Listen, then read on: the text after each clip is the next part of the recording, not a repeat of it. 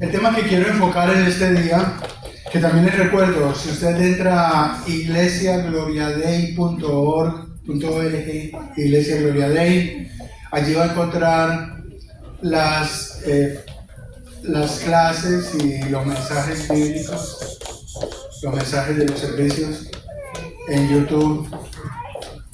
Y esto lo hacemos con el propósito, atención, con el propósito de que ustedes compartan con sus familias, en sus países, bien puedan, mándeles la predicación. A veces tenemos mensajes muy edificantes. Yo mismo me siento muy edificado cuando hago estos estudios porque siento que Dios me está hablando y quiero compartirlo, simplemente quiero compartirlos con todos ustedes.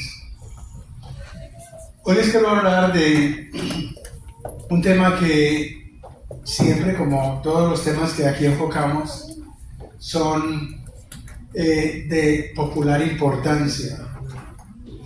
El tema de hoy vamos a hablar hoy del traidor Judas. ¿Quién no ha oído hablar de Judas Iscariote? Ya pueden bajar las manos.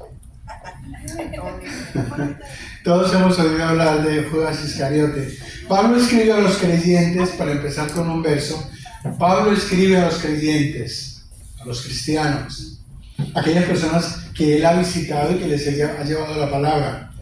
Y en este caso a los tesalonicenses, y les dice, Primera de Tesalonicenses 5:18.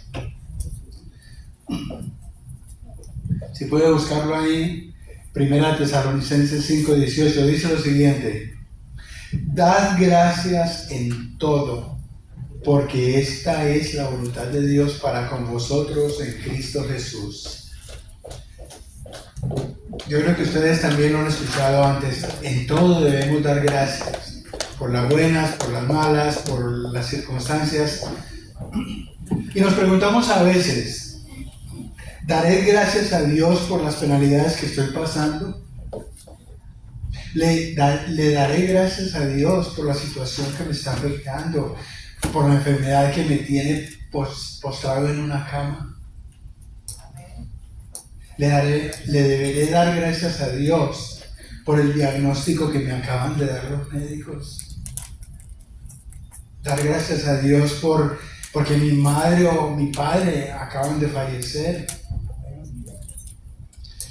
Le daré gracias a Dios porque mi hijo está en la cárcel, porque mi familia no pudo pasar la frontera y no a reunirse conmigo.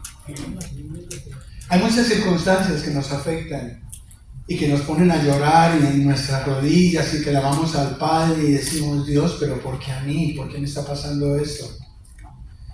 Yo creo que todo lo que nos sucede a nosotros en la vida es parte de un crecimiento.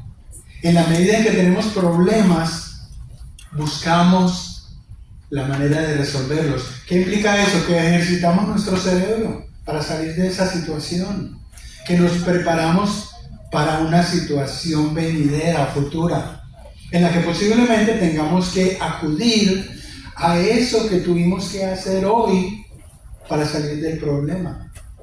En otras palabras, los problemas nos enseñan, nos ayudan a crecer, nos ayudan a salvar de manera individual situaciones.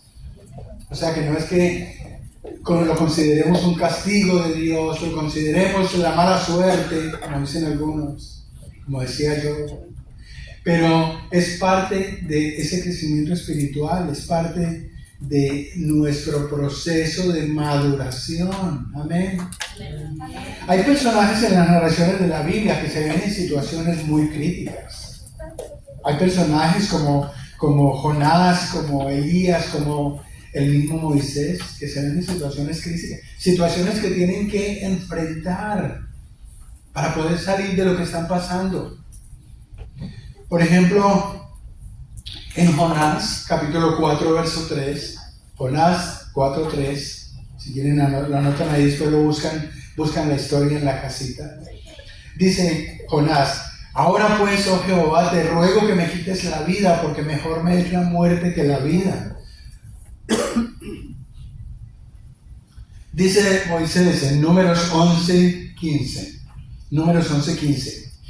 y si así lo haces tú conmigo, yo te ruego que me des muerte, si he hallado gracia en tus ojos y que yo no vea mi mal. De verdad que tiene uno que estar en una situación muy crítica para decir, oh Señor, ya mátame de una vez porque yo no puedo resistir esto. Pero Dios para cada uno de nosotros tiene propósitos. Dios tiene propósitos. Mire, en Primera de Reyes 19:4, Elías está ante una situación en la que están acabando con todos los profetas y el rey de Siria dice, yo lo voy a barrer a todos y voy a acabar con Damasco y lo voy a volver el polvo de la tierra. Y dice Elías, dice así en Primera de Reyes 19:4, y él se fue por el desierto un día de camino, caminando por todo el desierto, y dice, y vino y se sentó debajo de un enebro, y deseando morirse, dijo, basta ya, Jehová, quítame la vida, pues no soy yo mejor que mis padres. ¿Alguno ha pasado de ustedes por una situación en la que cree que todo se le vino encima, de que no hay nada más que hacer, de que definitivamente, yo también, de que definitivamente nos sentimos tan mal, tan deprimidos, tan abusados, tan defraudados con la vida, que a veces nos preguntamos, pero yo con todo lo que me he sacrificado, con todo lo que he hecho, y estoy pasando por esta situación? En cada uno de estos casos que les menciono en estos versos, el siervo de Dios que lo expresa, porque son profetas, dice, no se encuentra en muy buenas condiciones anímicas. Se encuentra desmoralizado, defraudado, deprimido. Es una expresión de desánimo, de desesperación. Es una expresión de depresión debido a las circunstancias que ha tenido que enfrentar. A las circunstancias que ha venido enfrentando en un proceso que, si ustedes leen el capítulo completo o el libro completo, se dan cuenta de que es difícil. Nosotros estamos viviendo la gloria de Dios comparado con lo que ellos pasaron. A menudo debemos preguntarnos, ¿está bien hablar así? ¿Está bien decir, quítame la vida, Señor, yo quiero morirme? A veces nos preguntamos eso. Y de verdad que no podemos justificarlo. No podemos buscar excusas para lo que estamos diciendo, lo que estamos deseando. Y pensamos, ¿hago bien en enojarme tan rápido? ¿Hago bien en lo que estoy pensando? ¿Hago bien en enojarme por tanto rato, por tanto tiempo? ¿O tratar mal a los demás a causa de mi enojo? Es algo que nos podemos preguntar. Cuando llegamos a una empresa a solicitar trabajo, les voy a poner este ejemplo, no entrevistamos primero al dueño de la compañía. No llegamos al dueño de la compañía y le preguntamos si en realidad va a tener el dinero para pagarnos. Nunca le preguntamos, bueno, yo estoy buscando trabajo, pero ¿qué proyecciones tiene, qué proyecciones de crecimiento tiene la empresa que me garanticen que de verdad yo puedo pertenecer? Nunca llegamos a eso, nunca llegamos a preguntarle, no, llegamos a preguntar por trabajo, a someternos prácticamente. Y nosotros debemos pensar, cuando nos ponemos en las manos de Dios, cuando nos ponemos en las manos de Dios, algo que decidimos libremente, ¿sí? A nadie se forza a aceptar a Cristo, a ponerse en las manos de Dios, a olvidarse de sus religiones, a llegar a nadie. Es algo que decidimos libremente y con la confianza enteramente puesta en Él. Miren lo que nos dice a nosotros Proverbios 16, el verso 3 al 4. Encomienda a Jehová tus obras y tus pensamientos serán afirmados. Amén. Todas las cosas ha hecho Jehová para sí mismo. Y atención a esto. Y aún para el impío, y aún al impío para el día malo. Dios hace las cosas, toma determinaciones. Y Él es el que decide si esta persona que nosotros vemos como una persona mala está recibiendo bendiciones de Dios. Dios todo lo tiene planeado. Y Él le da el mismo día que nosotros estamos respirando a esa persona. todas las cosas que ha hecho Jehová para sí mismo y aún al impío para el día malo. Dios no está limitado a revelarnos sus planes y tenemos que ser conscientes de eso. Tú no vas y le dices a Dios, oye, ¿qué pasó con esta situación? ¿Cuál va a ser el futuro de Houston? ¿Qué va a pasar con Rusia y Ucrania? No, tú no vas y le preguntas eso a Dios, o no le haces reclamos. Nos dice, por extraño que nos parezca a nosotros lo que está sucediendo, tú no le haces reclamos a Dios. Mire lo que nos dice Deuteronomio 29, para que se lo aprendan. Deuteronomio 29 nos dice: las cosas secretas pertenecen a Jehová nuestro Dios, mas las reveladas son para nosotros y para nuestros hijos para siempre, para que cumplamos todas las palabras de esta ley. Hay cosas que a nosotros nos parecen injustas, pero dentro de las cosas que vivimos diariamente no podemos seleccionar, esto es justo, esto es injusto, esto me lo como, esto no. A esta persona la apruebo, a esta la rechazo. Todo lo que nosotros vivimos, las personas con las que nos reunimos, todas las situaciones que Dios permite que tengamos frente a nosotros, tienen un propósito. Hacen parte de sus planes, de los planes de Dios, y no nos son reveladas. Justamente en esta semana estaba mirando, y ustedes también lo han visto, las declaraciones, los discursos del nuevo presidente de El Salvador. ¿Saben cómo se llama? El nuevo presidente de El Salvador es una persona tan admirable. Y no lo ve uno con vestidos de robot tratando de protegerse, no, así en camiseta y con una... Porque él dice, yo lo que estoy diciendo acá es que el pueblo debe salir de esta tragedia que está viviendo con estos grupos terroristas, con tanta criminalidad. Y ha sido criticado por todos los países, hasta China lo ha criticado. Pero él dice, nosotros somos la nación más pequeña, pero en estos momentos la más segura de todo el hemisferio de América.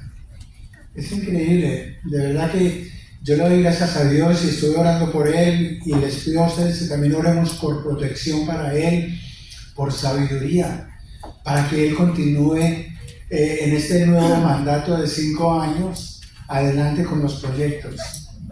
Yo creo que él lo hace de una forma o sea, que él, sí es bueno orar por él, pero él lo hace todo en nombre de Dios. Él no hace nada, ¿sí? Si no ora, va pidiendo a y él bendice a su pueblo, dice Dios los bendiga a todos. Por eso él va creciendo porque está con la mano de Dios. Como lectores de la Biblia y tradicionales cristianos, yo me atrevo a afirmar que ninguno de nosotros aprueba lo que hizo Jesús, lo que hizo Judas Iscariote. Como cristianos nosotros no aprobamos que Judas Iscariote entregó a Jesucristo. Pero todos sabemos quién era ese apóstol y lo que hizo. Judas se describe no solamente como uno de los discípulos escogidos por Jesús, escogidos, él lo escogió. Atención a eso. Y voy para allá. Pero él traicionó a su maestro y su codicia por el dinero, vendiéndolo por 30 monedas o por 30 piezas de plata. Que si eran de oro, que si las piezas eran de plata, de bronce, eso no importa. Simplemente, eso no lo vamos a ver como importante. La Biblia nos dice que, fueron 30 piezas de plata. En Mateo 26:15 leemos, y les dijo Judas, ¿qué me queréis dar y yo os lo entregaré? Y ellos le asignaron 30 piezas de plata. Nos dice en Mateo 26:15. El apelativo de Judas Iscariote es utilizado en nuestro lenguaje popular para decir por ejemplo, es que ese es un Judas Iscariote, para decir que es una persona traicionera o una persona en la cual no se puede confiar, o por lo menos en Colombia lo hacemos así. le ponemos nombres a las personas de acuerdo a personajes que conocemos o que son reconocidos a través de la historia. Según el capítulo 27 del Evangelio de Mateo, Judas se arrepintió y devolvió el dinero a los sacerdotes antes de suicidarse en una horca. ¿Ustedes tal vez recuerdan eso? ¿Se han leído esa sección? Los sumos sacerdotes decidieron que no podían poner el tesoro, ese dinero, en el tesoro del templo, porque era dinero maldito, porque lo consideraban que fue utilizado para vender a una persona. Y ellos decidieron con ese dinero comprar el campo del alfarero. El campo del alfarero era un terreno donde donde enterraban a las personas que eran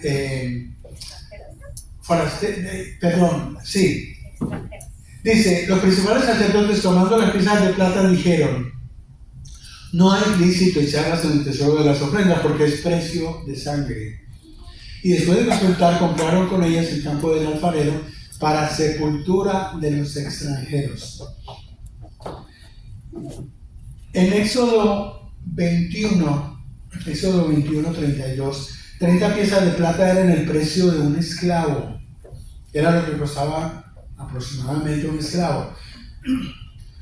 Por ello, cuando Zacarías capítulo 11, se habla se califica a esa cantidad como un precio atractivo, o sea que se consideraba bastante dinero. Se estima que era una suma considerable.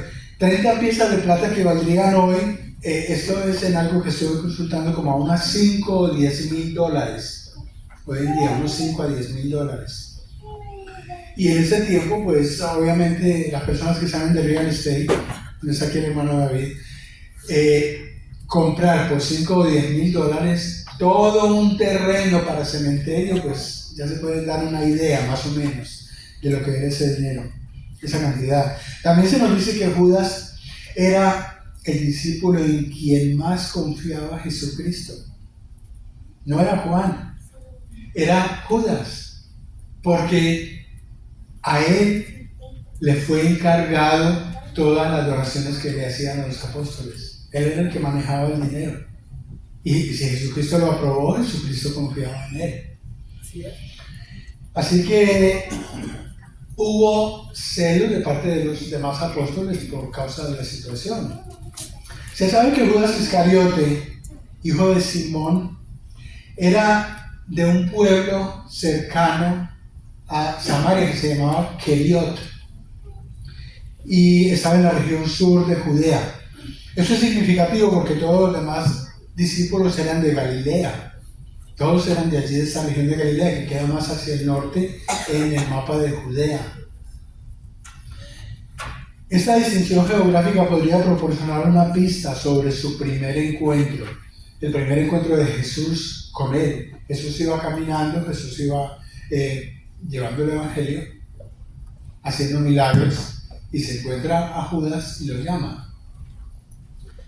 Nosotros mismos como inmigrantes no podemos esperar a que a los 8 días de estar trabajando en una empresa nos den las llaves del edificio, ¿sí? Nosotros mismos debemos ser conscientes de que había una desconfianza de parte de los demás. Los evangelistas se refieren a él y le llaman ladrón. Los evangelios, Mateo, Lucas y Juan. Marcos no le pone nombres de ese estilo. Pero Mateo, Lucas y Juan le llaman ladrón, poseído por Satanás, hijo de perdición, que si hubiera sido mexicano le dicen hijo, pero diferente. Pero el asunto es que Marcos no le llama de esa manera. Jesús enfatiza el hecho de haberles elegido. Jesús enfatiza el hecho de que Él fue el que los eligió.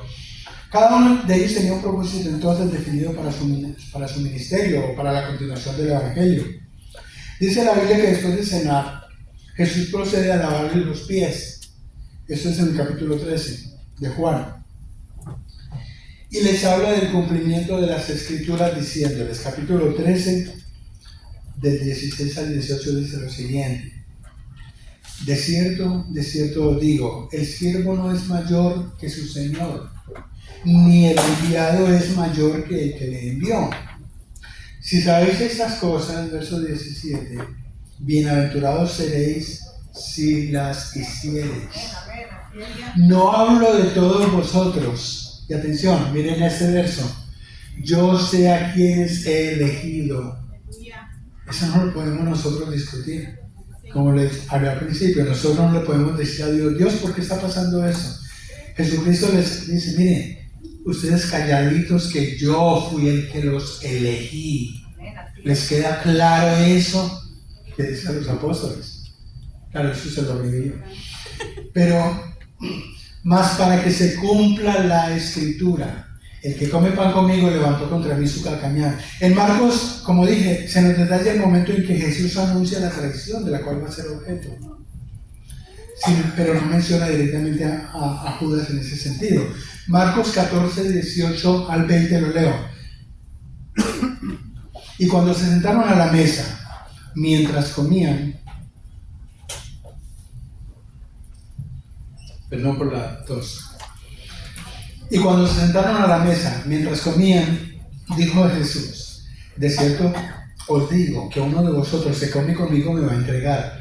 Entonces ellos comenzaron a entristecerse y a decirle uno por uno, seré yo, y el otro, seré yo.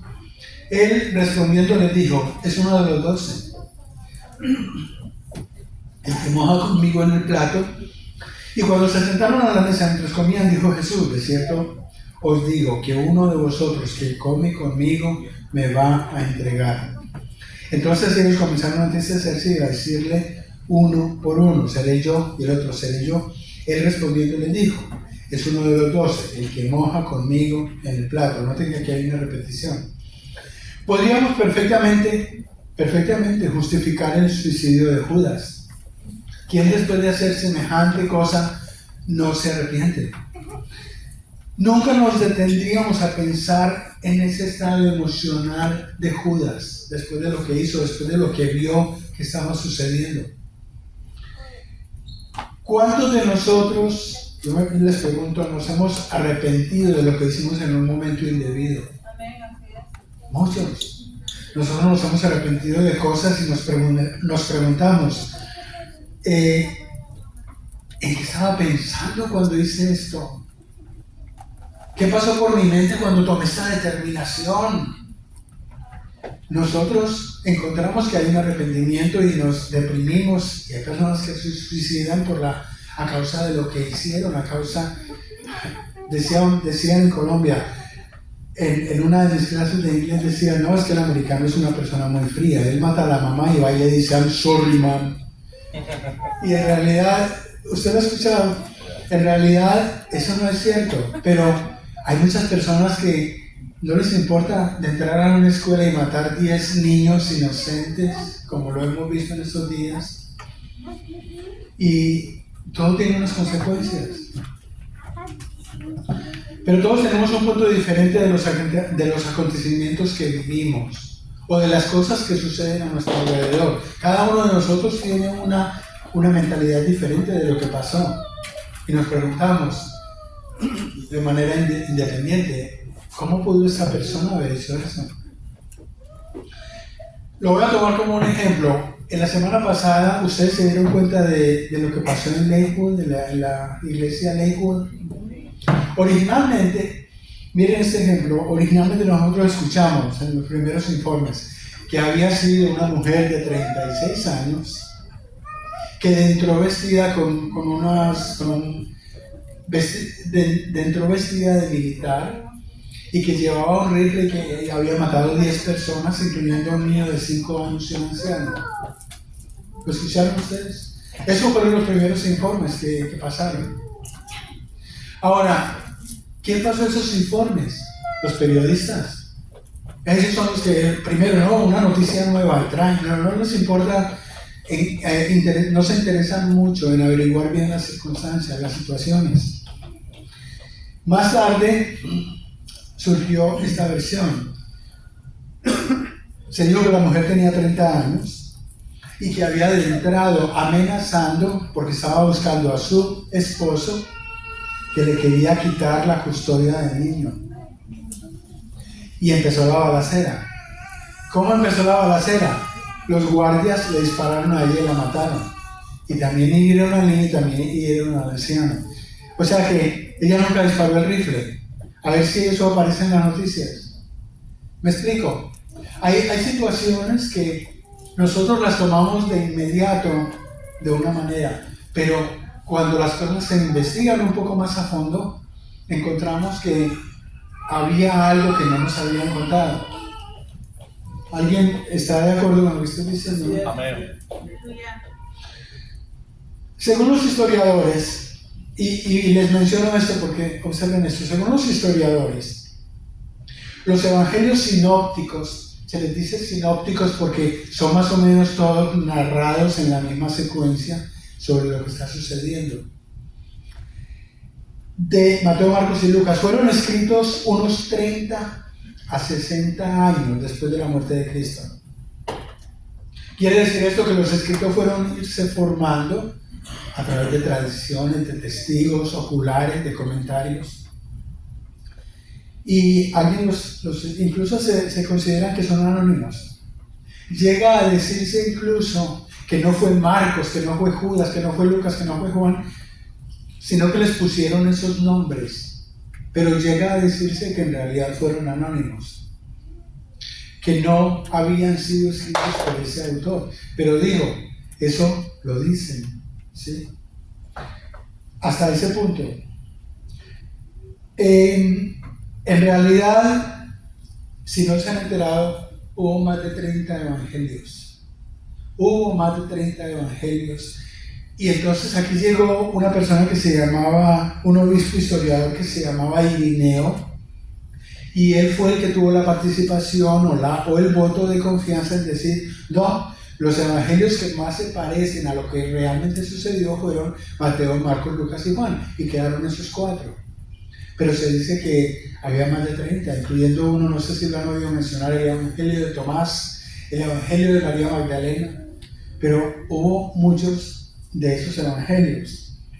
Fragmentos de papiros históricos que fueron descubiertos en el año 2004, ahora muy recientemente diríamos, por un buscador de tesoros de Egipto. Allí, cerca del río Nilo, había unas cuevas y allí encontraron unos fragmentos. Y esos fragmentos fueron analizados, como ustedes no se imaginan, muy exhaustivamente. No solamente por los mismos historiadores, pero también por los buscadores de tesoros, por geólogos, por gente. Ahí tenemos esos fragmentos. Miren la manera como fueron puestos pedacito por pedacito, como si fueran trocitos de basura. Así como cuando rompemos los documentos que no queremos que nuestra esposa mire. No estoy haciendo un chiste. Entonces, pero miren cómo se fueron poniendo pedacitos por pedacitos. Y entonces, no solamente eso, sino que estaban escritos en un lenguaje que se llamaba copto. Y dentro de eso, no solamente el ponerlos juntos, pero también tratar de entender qué decía, se descubrió que era el Evangelio de Judas. El Evangelio de Judas. En los cientos de fragmentos utilizados entonces y puestos en su lugar, se ha logrado descifrar, atención, que Jesús se encargó a Judas. Jesús se encargó a Judas de traicionarle como parte del plan divino. Y nosotros nos preguntamos, pero un momento, ¿eso puede tener sentido? Y recordemos lo que les leí antes. Jesucristo le dijo a los apóstoles, yo los escogí a ustedes. Y él escogió a Judas, que estaba hacia la parte norte de Judea. Entonces, según expertos científicos de la Sociedad de la National Geographic, expertos científicos, se comprobó que los fragmentos son auténticos. Número 1. Esto es a compararlo con otros fragmentos que fueron puestos como parte del Antiguo Testamento, sobre el profeta Isaías, sobre todo eso. Ahora, el título que también fue escrito en copto dice claramente Evangelio de Judas, en la parte superior. Otro punto es que se ha formado ahora con estos fragmentos lo que coincide con hallazgos hechos antes sobre los evangelios y que coinciden con las publicaciones hechas por el obispo Irineo en el año 180. Hermano, perdón, Claro. ¿puedo hacer una observación? Dígame, claro, por supuesto. Me llamó la atención porque nos dijo acerca de cuando Jesús le dijo en el Evangelio según Mateo que esto para que se cumpliesen las escrituras.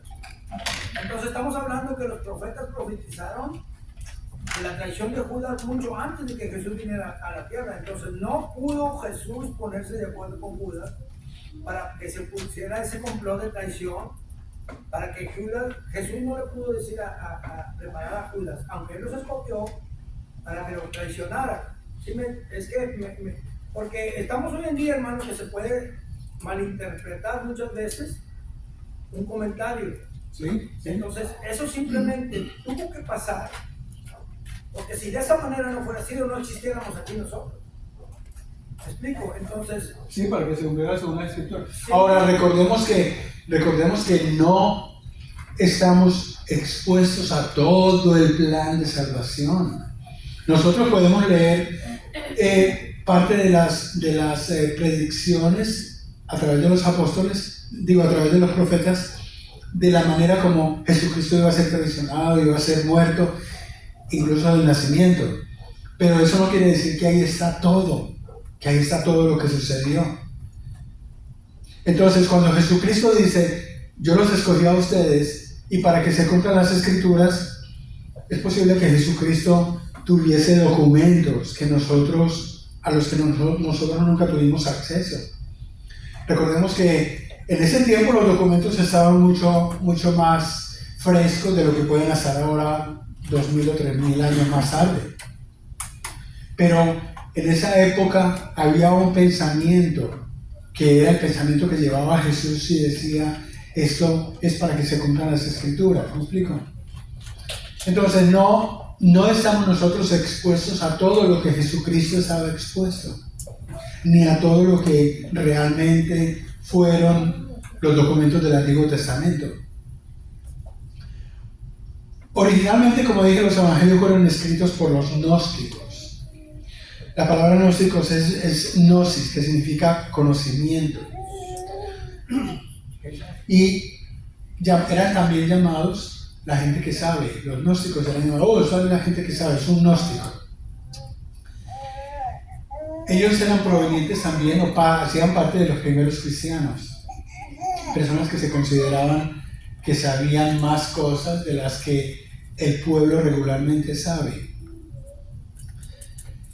Ellos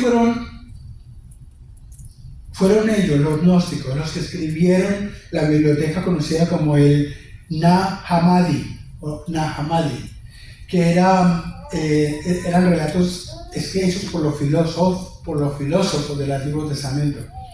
Uno de los favoritos, y que tampoco hizo parte del canon bíblico, era entonces el Evangelio de Tomás, como lo dije hace un rato.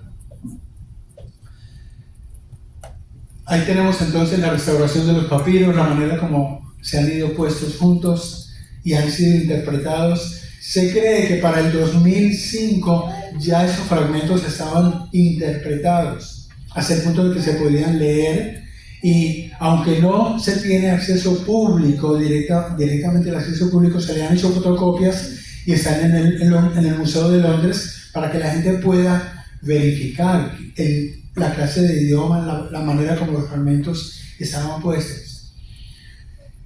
La restauración terminó en Suiza en ese año, en el 2005 más o menos.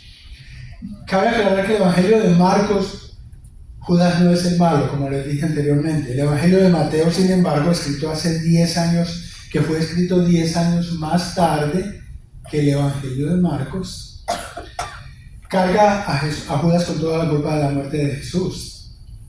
El Evangelio de Juan describe a Judas como una encarnación del demonio. Mire lo que dice en Juan 13:27. Y después del bocado, Satanás entró en él. Entonces Jesús le dijo, lo que vas a hacer, hazlo más pronto. Y esto de que Satanás entró en él es una opinión personal de Juan, del escritor. ¿Me explico? Entonces no es que Jesucristo dice, Satanás entró en él, sino es un concepto personal de parte del apóstol Juan o del escritor del libro de Juan. Algunos expertos creen entonces que los cristianos condenaron a Judas para distanciarle de los judíos. Estos son comentarios, como dije. Expertos consideran, no, es que Judas era judío y entonces le pusieron a él la carga de la culpa de que fueron los judíos los que mataron a Jesucristo. Pero recordemos que los sacerdotes eran romanos, la cruz en que pusieron a Jesucristo era romana. Entonces ellos mismos están tratando de culpar a los judíos, están negando su participación en la muerte de Jesucristo.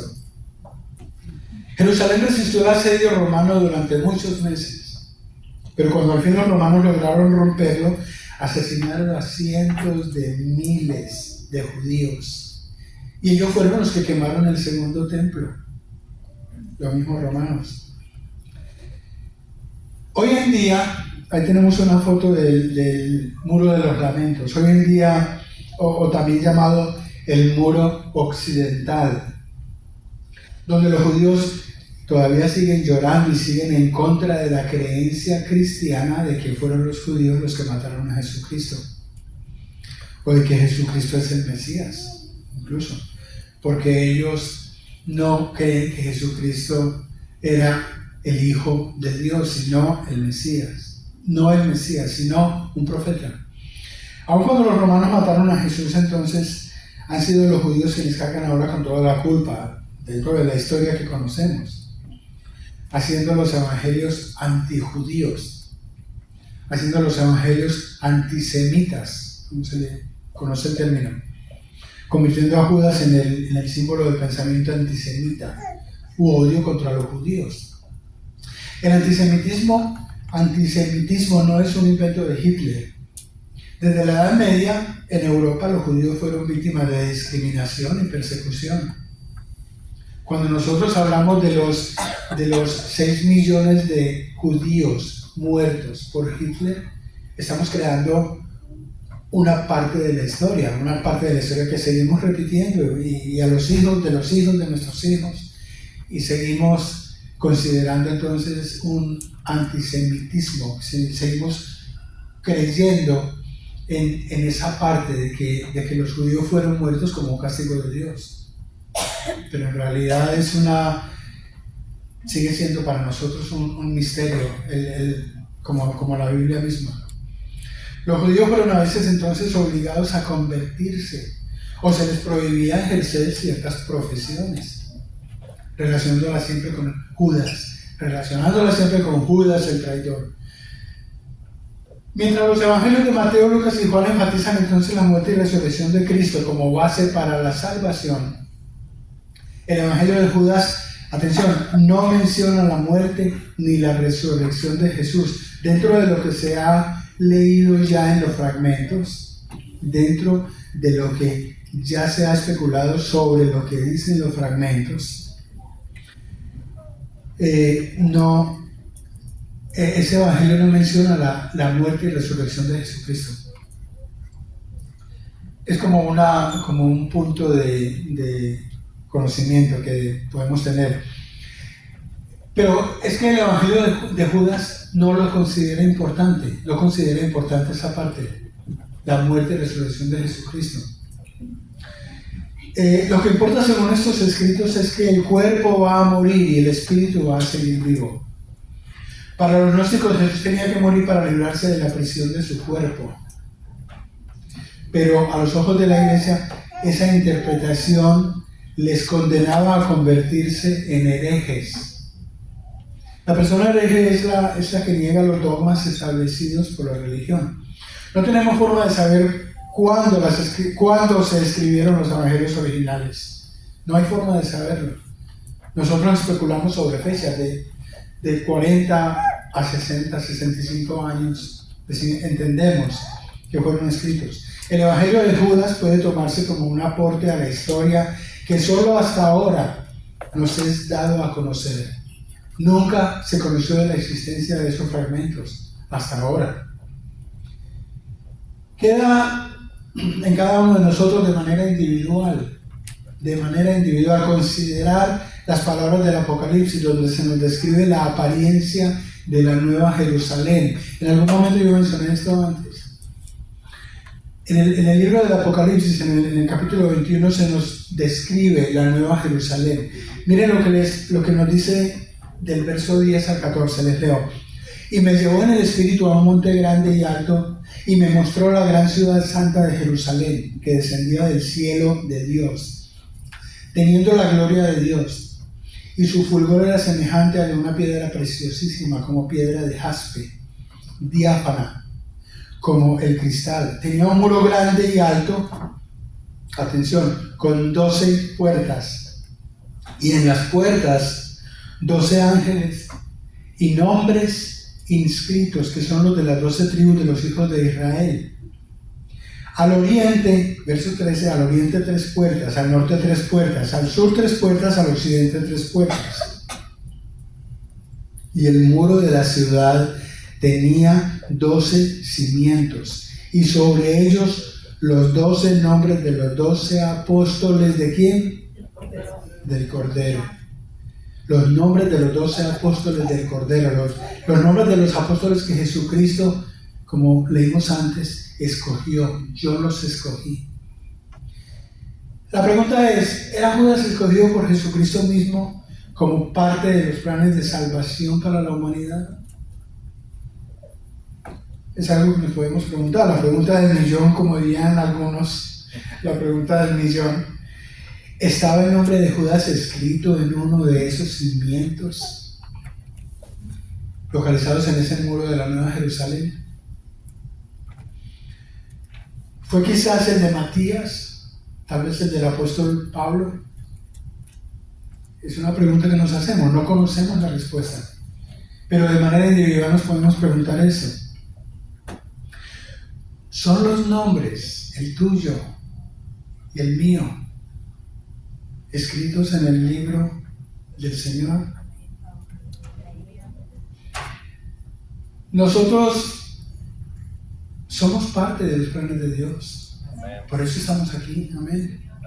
Por eso estamos aquí.